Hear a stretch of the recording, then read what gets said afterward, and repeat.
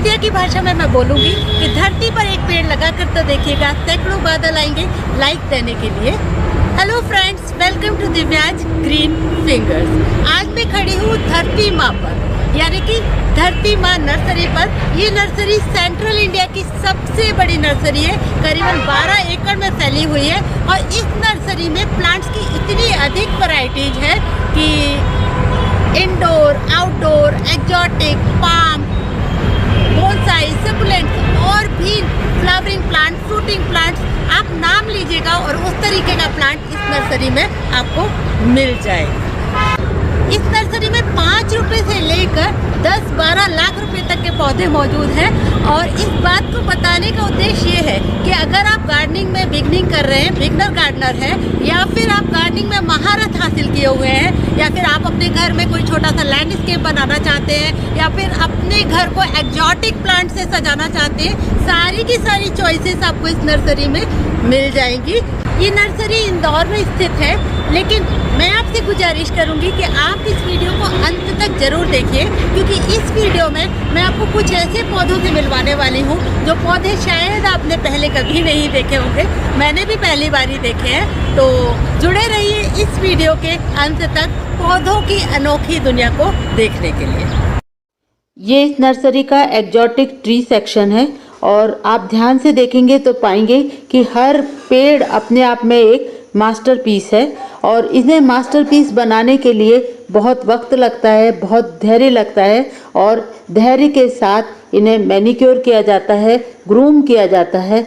अगर आप इनके तने की तरफ देखेंगे तो आपको पता चलेगा कि इन वृक्षों की उम्र काफ़ी है और ये इतने खूबसूरत इसीलिए हैं कि इन्हें बहुत ही प्रेम से और धैर्य के साथ तराशा गया है, इस आकार में ढाला गया है। ये ट्री शेपिंग की कला में जीवित पेड़ों को विविध आकारों में ढाला जाता है। कई मेथड्स यूज किए जाते हैं अलग अलग आर्टिस्ट के द्वारा, जैसे कि प्लीचिंग, बोनसाई, एस्पिलियर और टोपियारी। कई आर्टिस्ट इसके लिए ग्राफ्टिंग मेथड भी यूज करते हैं। ये कला सदियों से प्रचलन में है। Aeroponic culture, instant tree shaping और gradual tree shaping, grafting, pruning, trimming आदि के द्वारा इन पेड़ों को इस आकार में ढाला जाता है।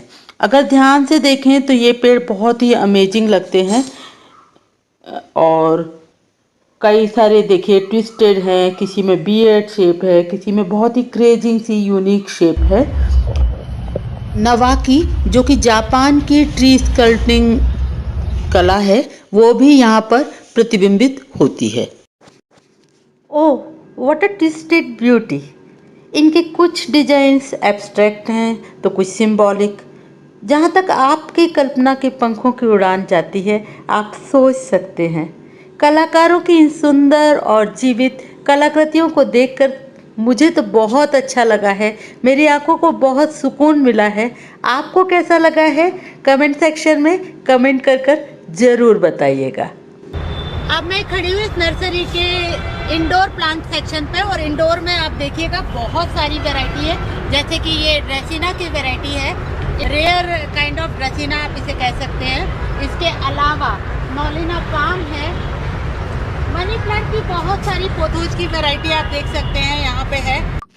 पोथोज लगाने में बहुत इजी प्लांट होता है और बहुत ही पॉपुलर प्लांट माना जाता है।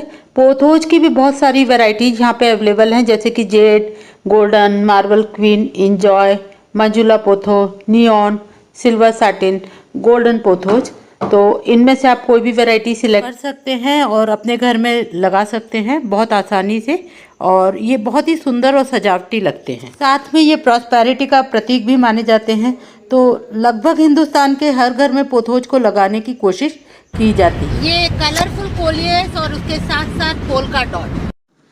कोलियस रंग बिरंगी सुंदर पत्तियों वाले पौधे हैं जो कि लगभग साल भर आपके बगीचे में सुंदर सुंदर रंग भरते रहते हैं। कोलियस की लगभग 1 दर्जन प्रजातियां पाई जाती हैं और इनकी पत्तियां अलग अलग रंगों की, बहुत सारे पैटर्न्स की और साइजेज की होती हैं। लो मेंटेनेंस वाला प्लांट है तो आप किसी भी जगह इसे लगा सकते हैं, गार्डन में, बालकनी में। क्रोटोन्स अपने कलरफुल फॉलिएज की वजह से बहुत ही पॉपुलर चॉइस वाले प्लांट हैं।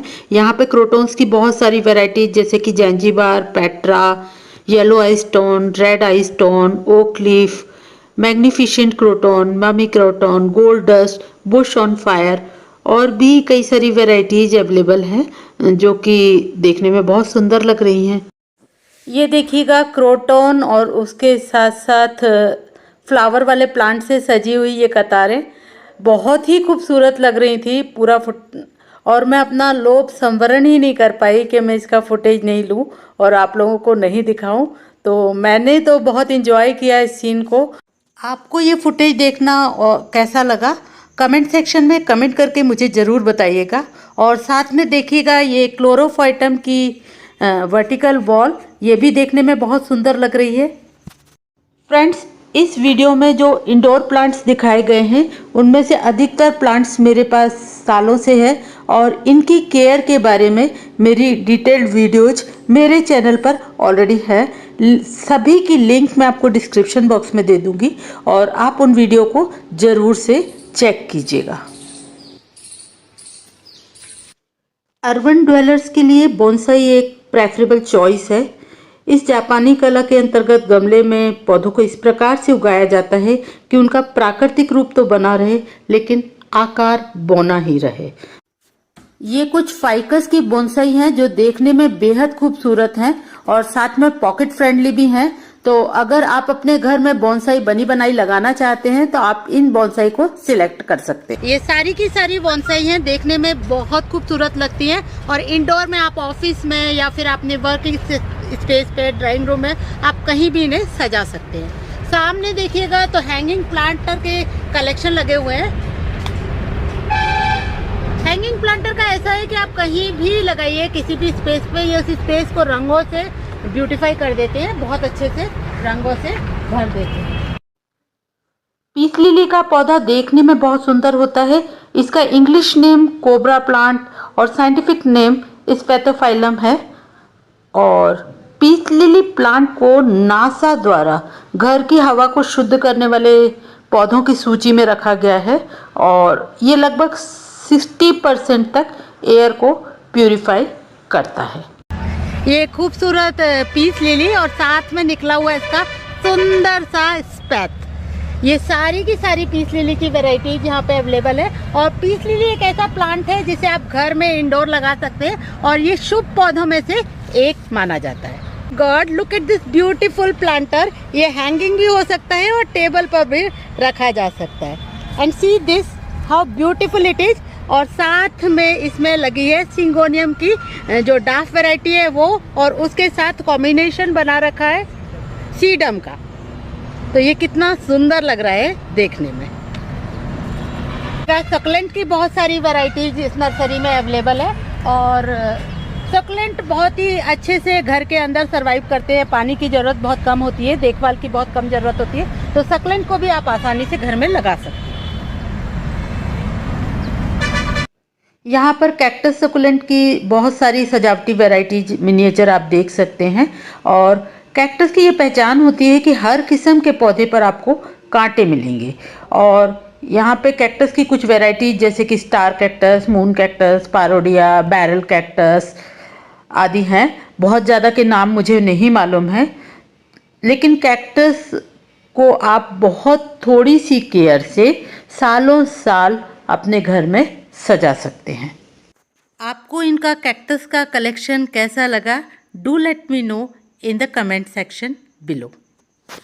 अगर आप अपने घर में और गार्डन में ऐसे पौधे लगाना चाहते हैं जो देखने में खूबसूरत हों, हरे भरे रहें और जिन्हें ज़्यादा देखभाल की ज़रूरत ना पड़े, तो पाम प्लांट आपके लिए सही ऑप्शन हो सकता है। और ये खास किस्म के प्लांट हैं जो इंटीरियर में और आउटडोर दोनों में लगाए जाते हैं और पाम की बहुत सारी वैरायटीज यहाँ पे अवेलेबल हैं जैसे कि बीटल पाम या एरिका पाम और sago palm, royal palm, steel palm की वैरायटी है और ये इंडोर में भी लग जाती है और आउटडोर में भी लग जाती है। तो आप इसे इंडोर भी रख सकते हैं, आउटडोर भी रख सकते हैं।